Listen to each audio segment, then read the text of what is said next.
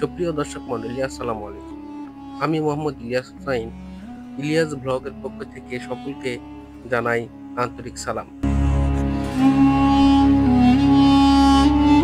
সৃষ্টিকর্তার অসীম সুন্দর এই পৃথিবী ঘুরে দেখা আমার স্বপ্ন এবং আমার নেশা। আর সেই নেশার টানেই আমি ছুটে চলেছি বাংলাদেশের মিনি সুইজারল্যান্ড খ্যাত নেত্রকোনা জেলায়। রাত ঠিক ৯টার দিকে রওনা দিলাম জয়পুরহাট থেকে নেত্রকোনার উদ্দেশ্যে।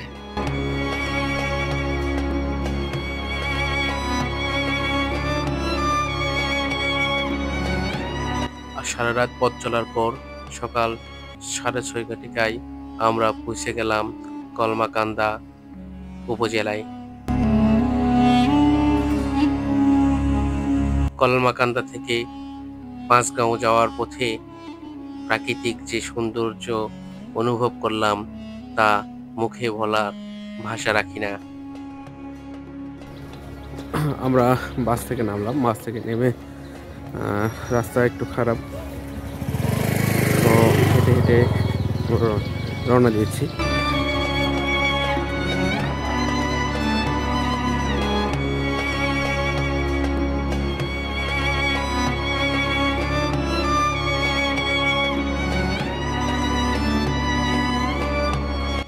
গ্রামের রাস্তা ধরে হাঁটতেছি পাহাড়ি পাদদেশে যাওয়ার জন্য।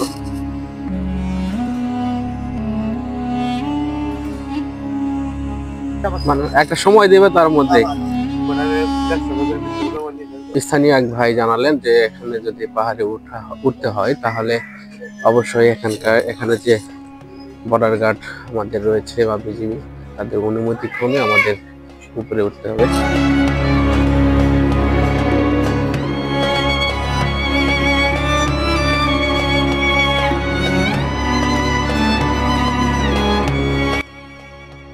দর্শক মণ্ডলী, আমরা কিন্তু এই পাহাড়ের কাছে চলে এসেছি। যারা এটাকে মিনি সুইজারল্যান্ড বলেছে তারা একটু অতিরঞ্জিত বলেনি, কারণ এই জায়গাটা এতটাই সুন্দর যা নিজের প্রাণটাকে জুড়িয়ে দেয়। মনে হয় আমি কোনো পাহাড়ি পর্বত অঞ্চলে চলে এসেছি। হিমালয়ের পর্বত চূড়া আমি দেখতে পাচ্ছি আমার সামনে। এত সুন্দর মনোমুগ্ধকর পরিবেশ আমি আগে কোথাও দেখিনি। দুঃখের বিষয় একটি যে এই পাহাড়গুলো বাংলাদেশের মধ্যে পড়েনি, সবগুলোই পড়েছে ভারতের মেঘালয় রাজ্য।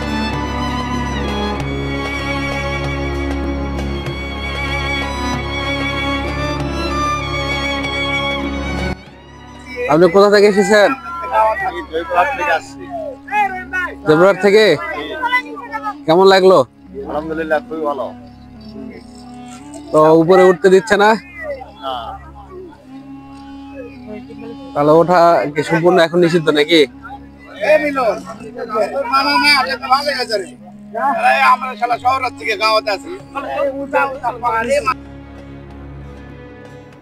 চব্বিশের গণ অভ্যুত্থানের পর থেকে এই পাহাড়ের চূড়ায় আর কাউকে উঠতে দেওয়া হয় না। সকলের সাথে একটি সেলফি তোলার মধ্যে দিয়ে আমি রওনা দিব পাতলা বনের উদ্দেশ্যে, যা এখান থেকে মোটামুটি কয়েক কিলো দূরে। সুপ্রিয় দর্শক মণ্ডলী, ভিডিওটি শেষ পর্যন্ত দেখবেন, আপনাদের অনেক ভালো লাগবে। ভিডিওটি যদি সত্যি ভালো লাগে অবশ্যই আমার চ্যানেলটি সাবস্ক্রাইব করে দিবেন। পাতলা বনে যাওয়ার জন্য এখান থেকে বাস ছেড়ে আমাদেরকে অটো রিজার্ভ নিতে হয়েছে।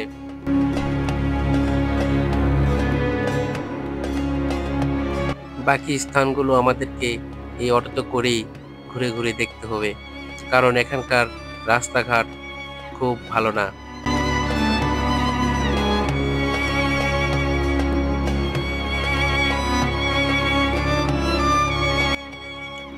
বলতে বলতেই আমরা চলে এসেছি পাতলা বন।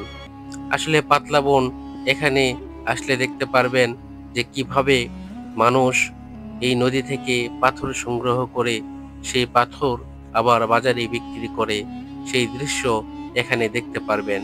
যদিও এখন খুব বেশি পাথর উত্তোলনকারী যারা তোলে তাদের ভিড় নেই, কিন্তু সময় যখন হয় পাথর তোলার তখন এখানে অনেক মানুষ পাথর কুড়াতে আসে।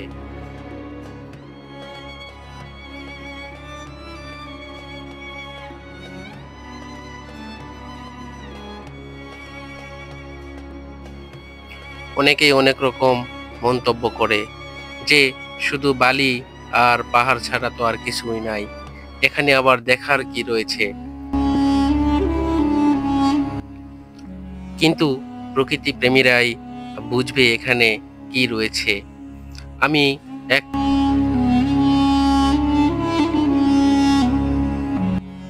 পাতলা বন দেখা শেষ করে ভারতের মেঘালয় রাজ্যের পাশ দিয়ে দেখতে দেখতে আমি এখন যাচ্ছি ৭ শহীদের মাজার ও মতিন টিলা দেখার উদ্দেশ্যে।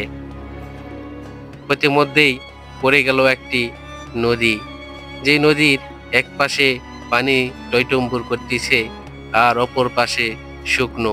আসলে এই নদীর ব্রিজের পাশ দিয়ে দেওয়া হয়েছে একটি বাঁধ।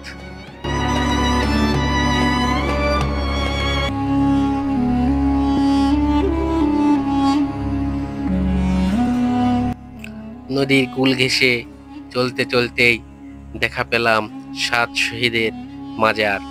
৭ শহীদের মাজার আসলে ৭ জন বীর মুক্তিযোদ্ধার কবরস্থান।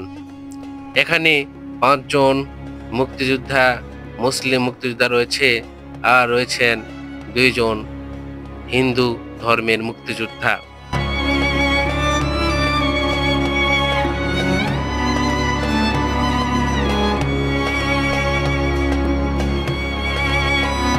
এই ৫ জনের কবর হচ্ছে মুসলিম মুক্তিযোদ্ধাদের কবর, আর ওই পাশে ২টি কবর একসঙ্গে করা রয়েছে।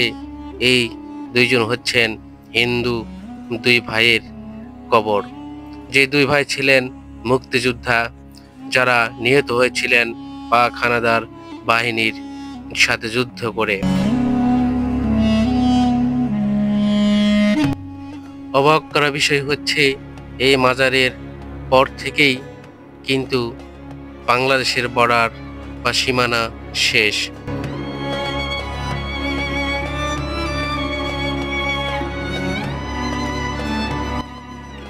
দর্শক মন্ডলী, মতিন টিলা, আমি যে টিলাতে এখন উঠতেছি এই পাহাড়ের নাম হচ্ছে মতিন টিলা। যেই ৭ শহীদের মাজারে গিয়েছিলাম সেই ৭ শহীদের মাজারের পূর্বেই কিন্তু এই মতিন টিলা অবস্থিত। কিন্তু আমরা আগে ৭ শহীদের মাজার দেখে এসেছি যেন ফিরতি পথে আমাদের তাড়াতাড়ি বাড়ি ফেরা যায়।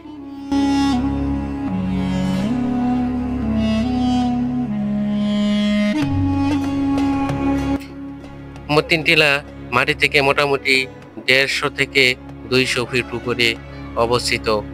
আমি উঠতে উঠতে প্রায় ক্লান্ত হয়ে পড়েছিলাম। খুবই খাড়া এবং খুবই সুন্দর। আমার যতই উঠতেছি আমি ততই আমার ভালো লাগতেছিল। আসলে এরকম পরিবেশ আমি এর আগে কখনো দেখিনি। দর্শক মন্ডলী, আমরা চলে এসেছি মতিন টিলা। এটা একটা পাহাড়ের অংশ। আপনার যে পাশে মেঘালয় রাজ্য ভারতের, সেই মেঘালয় রাজ্যের তো বেশিরভাগ পর্বত শৃঙ্গ যেগুলো রয়েছে সেগুলো সবই পড়েছে ভারতের মধ্যে। এইটুকু জায়গা যেটা আমি বর্তমানে উঠেছি এটা হচ্ছে বাংলাদেশের মধ্যে।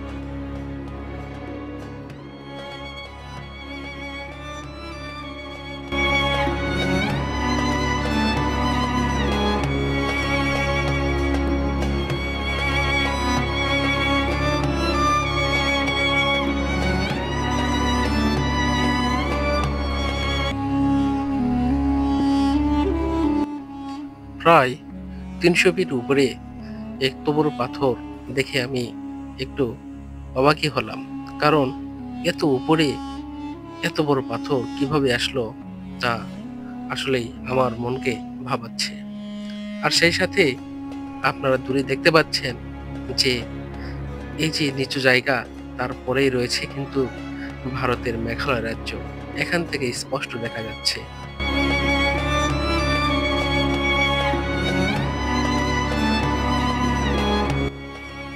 পাহাড় ডিঙিয়ে চলে আসলাম এবার নদীর উপর দিয়ে যাওয়ার পালা। এটা বিরিশিরি সেতু। আসলে এটা কোনো রড সিমেন্ট দিয়ে তৈরি সেতু নয়, এটা একটা বাঁশের সেতু। আর এই বিশাল বাঁশের সেতু পার হয়ে আমাদেরকে যাইতে হবে আমাদের যে মূল আকর্ষণ, সাদা পাথরের পাহাড়।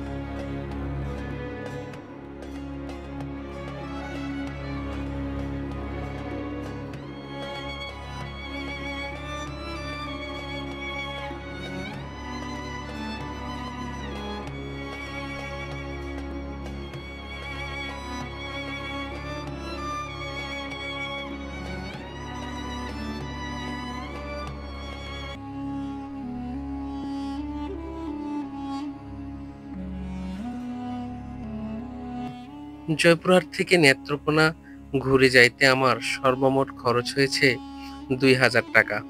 বাস ভাড়া দিয়েছি 1300 টাকা। আর ওখানে বিভিন্ন জায়গায় অটোতে ভ্রমণ করতে লেগেছে আমার ৩০০ টাকা। আর অল্প কিছু হাত খরচ দিয়ে আমার ২,০০০ টাকা খরচ হয়েছে। আপনারাও চাইলে বিভিন্ন স্থান থেকে এই নেত্রকোনা ঘুরে আসতে পারেন। তবে আপনাদের দূরত্ব এবং খরচ অবশ্যই আলাদা আলাদা হবে।